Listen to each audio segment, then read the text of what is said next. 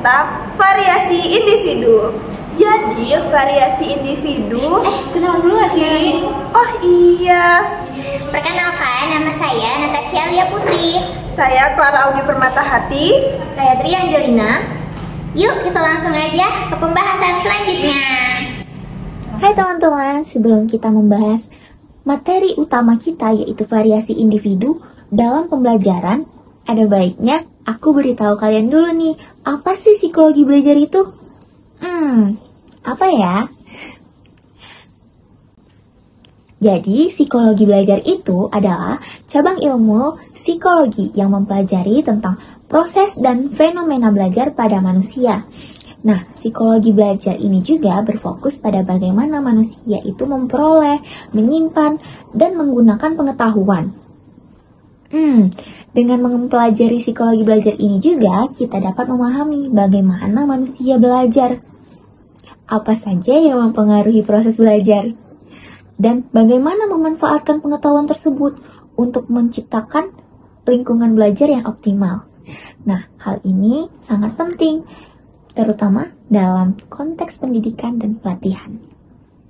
Baiklah, untuk pengetahuan tentang psikologi belajar kita cukupkan sampai sini. Kalau begitu, mari kita lanjutkan ke pembahasan utama kita, yaitu variasi individu dalam pembelajaran. Yuk kita ke pembahasan berikutnya. Jadi, pembahasan berikutnya itu ialah tentang pengertian variasi individu dalam konteks pembelajaran. Kira-kira apa sih variasi individu dalam konteks pembelajaran itu? Kalian pengen tahu nggak? Kalau pengen tahu, simak video ini ya. Yang pertama ada pengertian menurut Kamus Besar Bahasa Indonesia KBBI. Variasi merujuk pada bentuk atau rupa yang berbeda. Ada juga loh pengertian variasi individu menurut para ahli. Yang pertama menurut Lindgren. Lindgren mengartikan variasi individual sebagai variasi yang terjadi baik dalam aspek fisik maupun psikologis. Yang kedua ada menurut Chaplin. Chaplin berpendapat bahwa variasi individual melibatkan perbedaan kuantitatif dalam suatu sifat yang membedakan satu individu dengan individu lainnya. Jadi, dalam konteks pembelajaran, variasi individual merujuk pada perbedaan antara siswa satu dengan siswa lainnya dalam proses belajar di sekolah. Ini tuh dapat terjadi karena siswa menyerap pelajaran dan pengalaman mereka secara unik. Nah, dari pembahasan yang udah kita bahas tadi, variasi individual dalam konteks belajar dapat diartikan sebagai perbedaan antara siswa dalam cara mereka menerima atau mendalami pembelajaran.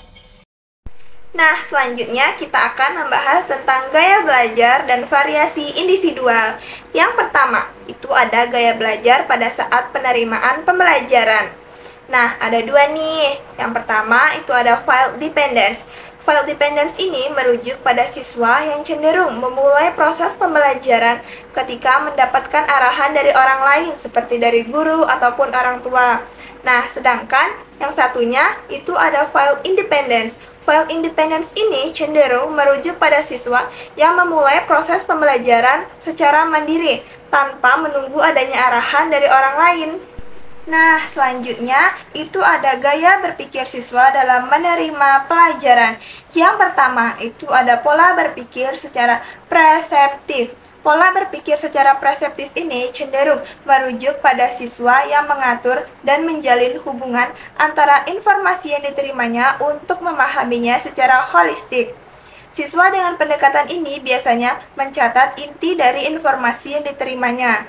Nah, yang kedua itu ada pola berpikir secara reseptif. Pola berpikir secara reseptif ini menggambarkan siswa yang menerima informasi secara detail tanpa berusaha mengatur konsep dengan informasi tersebut. Nah, biasanya siswa dengan pola berpikir seperti ini cenderung mencatat setiap kata yang disampaikan atau setiap informasi yang disampaikan secara detail. Selanjutnya itu ada gaya berpikir siswa dalam menyerap pelajaran. Yang pertama, itu ada pendekatan belajar secara impulsif. Siswa dengan pendekatan belajar secara impulsif ini cenderung mengambil keputusan dengan cepat tanpa mempertimbangkan informasi-informasi yang sudah diberikan.